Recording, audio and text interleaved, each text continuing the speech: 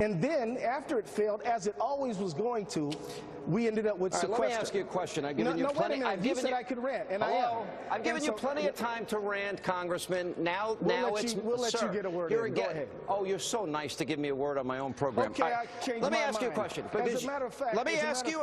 You said the president was Congressman. Calm. I will give you your chance. I gave you 3 minutes to rant. Calm down. I gave you 3 minutes. Relax. I've got a question for you. You were invited on the program to answer a question. I want to give you a couple questions. You said, Congressman, let me ask you a question. Why are you so angry? You're so angry. Let me ask you a question. I'm not angry. I'm laughing at you because I think this is actually comical. I'm laughing at you. All right. Here's my question. Here's my question for you. It's not the first time. Listen, I invited you on. I gave you 3 minutes to rant. Now let me ask you a question. We'll have a discussion. We'll have a dialogue. In the spirit of bipartisanship, let's find a dialogue. I want to ask you this. I thought you weren't a Republican. Max, I'm a registered conservative. I am, sir. Right. You want to make a $1,000 bet that I'm a registered conservative? You want to make a $10,000 bet? I don't bet. I don't bet. I'm just telling you, I'm a registered conservative. You can. I wrote a book called Conservative Victory. I didn't write Republican Victory. Do you have a question for me, sir? Yes, I do. All right. Now, first of all, it was Max Baucus and it was Bob Woodward that said that the president requested the sequester, point one. Point number two, my question to you is very simple. Barack Obama, because you said that what he said is true. The Budget Control Act was forced down the American public by the Republican Party. Sequester is a provision of the Budget Control Act. Relax. The Republicans are responsible for the Budget Control Act, which contains sequester. I know you're a broken record. Now let me get you my question. You're a broken record. Okay, thank you. Here's my question.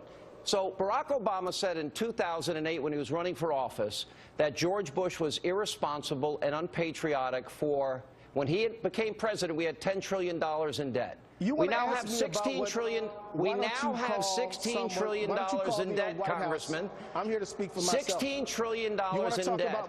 I want to ask you, is it? Here's my question. I got an answer for you. You want to do something about the $16 trillion? Let's do something.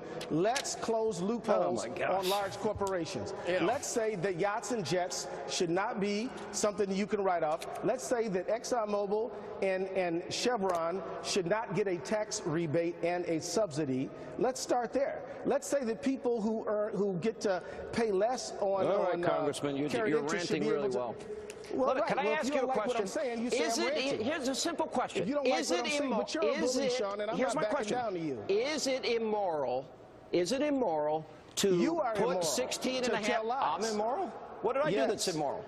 I didn't do anything that's immoral. You say things that aren't true. Give me one example, sir.